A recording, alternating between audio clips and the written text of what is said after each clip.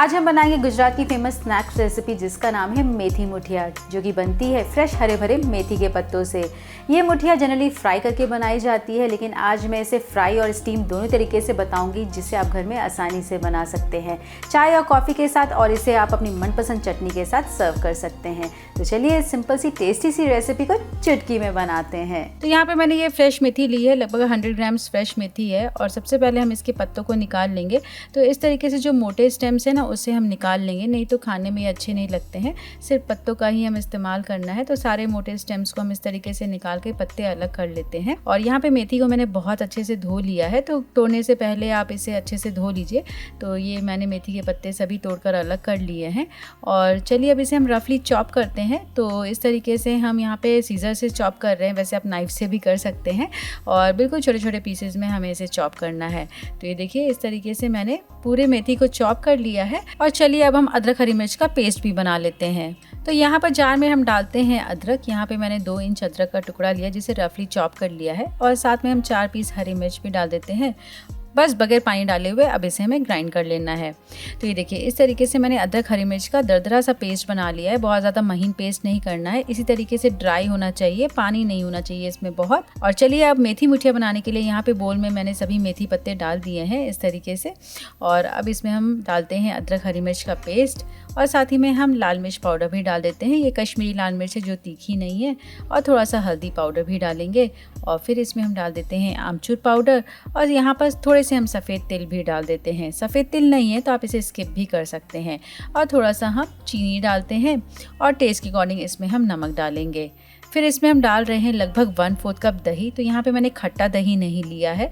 और फिर इसमें हम डालेंगे अजवाइन, जिसे हम हाथ से इस तरीके से क्रश करके डालेंगे तो बहुत ही अच्छा फ्लेवर आएगा। अब बस सभी मसालों को बिल्कुल अच्छे से हमें यहाँ पे मिक्स कर लेना है। वैसे मैंने यहाँ पे जो दही का इस्तेमाल किया है वो बिल्कुल भी खट्टा नहीं है, ताज़ा दही यूज करना है, और बहुत ज़्यादा पतला दही नहीं यूज करना है। थोड़ा सा गाढ़ा रहे तो हमारी जो मुठिया है वो बहुत अच्छी बनती है।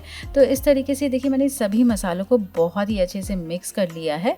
और चलिए अब इसमें हम डालते हैं थोड़ा सा तेल। तो यहाँ पर हम दही और तेल का इस्तेमाल कर रहे हैं। अगर आप ये दोनों चीज़ें स्किप करना चाहते हैं ना, तो इसकी जगह बेकिंग सोडा का इस्तेमाल कर सकते हैं। इससे क्या होगा कि हमारी मुठिया अंदर से काफ़ी सॉफ्ट बनेगी और ऊपर से क्रंची रहेगी। तो यहाँ पे तेल को भी मैंने बिल्कुल अच्छे से मिक्स कर लिया है। और यहाँ पे मैं हींग डालना भूल गई थी, तो मैं इस समय डाल रही हूँ थोड़ा सा हींग। और फिर इसमें हम डालते हैं गेहूं का आटा, और साथ में इसमें हम बेसन भी डालेंगे। और सभी को बिल्कुल अच्छे से एक बार मिक्स कर लेते हैं। तो अभी हम पानी बिल्कुल भी ऐड नहीं करेंगे, क्योंकि नमक डालने से मेथी जो है पानी छोड़ेगा। तो बस उसी पानी से ही हम आटा लगाएंगे, ज़रूरत पड़ने पे हम बाद में पानी ऐड करेंगे।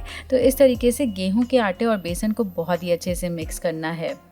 तो जैसे जैसे आटे को हम नीट करते जाएंगे वैसे वैसे बहुत आसानी से बनता जाएगा। और आप देख रहे हैं मैंने बगैर पानी का इस्तेमाल किए हुए इस तरीके से बिल्कुल सॉफ्ट आटा लगा के रेडी कर लिया है। तो यहाँ पे जो आटा है वो रोटी जैसा सॉफ्ट भी बहुत नहीं होना चाहिए, और ना ही बहुत हार्ड होना चाहिए। ये इस तरीके से मीडियम सॉफ्ट होना चाहिए। आप देख रहे हैं ना, ये आटा बिल्कुल मीडियम सॉफ्ट है और बहुत ही परफेक्टली लग गया है। और इस आटे में मैंने बिल्कुल भी पानी का इस्तेमाल नहीं किया है। इसी तरीके से ये आटा लगाना है। और चलिए अब हम मुठिया बनाते हैं। तो मुठिया बनाने के लिए हम हाथ में थोड़ा सा पोर्शन लेते हैं, हाथ में इस तरीके से रोल करके, और हथेली में इस तरीके से हम करेंगे तो ये मुठिया बन जाएगी। तो मुठिया नाम इसी तरीके से पड़ा है, बस थोड़ा सा आटे का पोर्शन लेना है और हाथ में इस तरीके से मुट्ठी की तरह बांध देना है, तो ये मुठिया बन जाती है। तो बस ये मुठिया ऐसे ही हमें बनानी है। और यहाँ पे ये देखिए मैंने सभी मुठिया बना के रेडी कर ली है।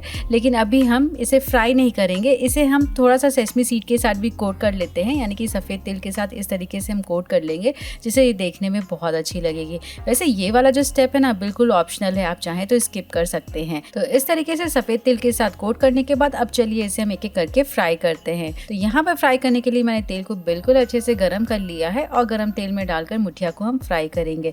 बस यहाँ पे ध्यान रखना है कि तेल बहुत ज़्यादा गरम नहीं होना चाहिए, हल्का गरम होना चाहिए, यानी कि मीडियम हॉट होना चाहिए। ज़्यादा गरम हुआ तो ऊपर से जल्दी मुठिया लाल हो जाएगी और अंदर से बिल्कुल कच्ची रहेगी। तो मीडियम हॉट तेल में हम इसे उलट पलट के फ्राई करेंगे जब तक कि ऊपर से गोल्डन ब्राउन और क्रिस्प ना हो जाए।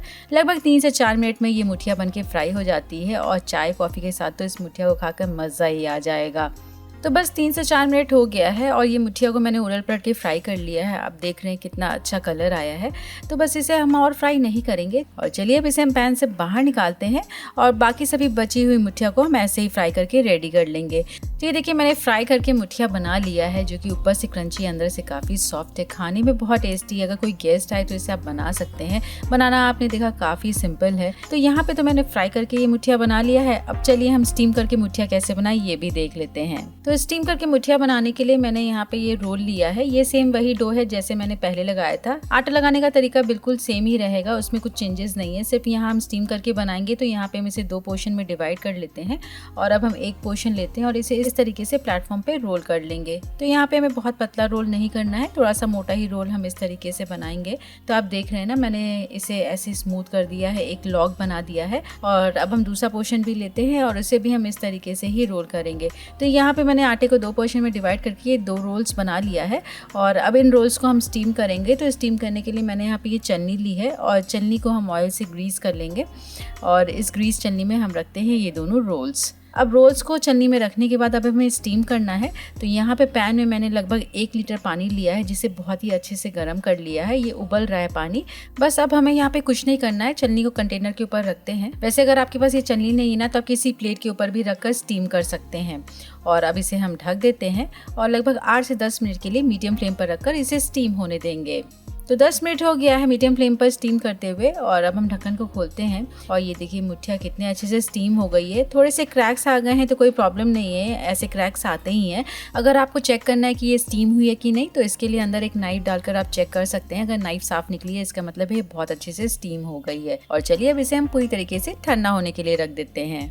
तो 10 मिनट हो गया है और ये जो हमारी मेथी मुठिया है बिल्कुल अच्छे से ठंडी हो गई है, अच्छे से स्टीम हो गई है। और ये देखिए पैन को बहुत ही आसानी से छोड़ दे रही है। गर्म रहेगी तो पैन को नहीं छोड़ेगी, चिपकेगी, इसलिए ठंडा होने के बाद ही इसे निकालिए। और चलिए अब इसे हम कट करते हैं। तो यहाँ पर मैंने एक मुठिया लिया है और इस तरीके से इसे हम नाइफ से कट करेंगे। कट करते ही आपको लग रहा है कि ये कितनी सॉफ्ट बनी है, बहुत ही आसानी से कट हो जा रही है, बिल्कुल भी प्रेशर अप्लाई नहीं करना पड़ रहा है। तो इस तरीके से देखिए मैंने सभी मुठिया को पीसेज में कट कर लिया है और ये देखने में बहुत ही अच्छी लग रही है। लेकिन चलिए इसे भी हम थोड़ा सा सॉटे कर लेते हैं ना, जिससे कि इसका टेस्ट और भी अच्छा आएगा। तो इसके लिए यहाँ पे मैंने पैन लिया है और पैन में हम डालते हैं 2 चम्मच तेल। और तेल डालने के बाद जब तेल गर्म हो जाए तब इसमें हम डालेंगे राई और वेट करते हैं जब तक राई पूरी तरीके से चटक ना जाए। तो यहाँ पे राई बहुत अच्छे से चटक गई है। तो इसी समय इसमें हम डाल देते हैं सफ़ेद तेल। ये बिल्कुल ऑप्शनल है, आप चाहें तो स्किप कर सकते हैं, लेकिन मुझे बहुत अच्छा लगता है मुठिया के साथ तो मैं इसे ऐड कर रही हूँ। और साथ में इसमें हम करी पत्ता भी डाल देते हैं और सभी को बिल्कुल अच्छे से सॉटे करेंगे। हमें बहुत ज़्यादा नहीं सॉटे करना है, सिर्फ हल्का सा सॉटे करने के बाद अब हम सभी स्टीम किए हुए मेथी मुठिया को डाल देते हैं तेल में और इसे हम मीडियम फ्लेम पर रखकर उलट पलट कर शैलो फ्राई करेंगे। जब तेल के साथ हल्का सा हम इसे सॉटे कर लेते हैं ना, तो ये काफ़ी क्रिस्पी हो जाती है, खाने में बहुत टेस्टी लगती है। और इसे आप जब चाय या कॉफ़ी के साथ सर्व करेंगे ना, तो ये बहुत ही अच्छी लगती है। तो इस तरीके से हमें उलट पलट कर ही इसे सेकना है। लगभग 3 से 4 मिनट में ये सेक जाती है।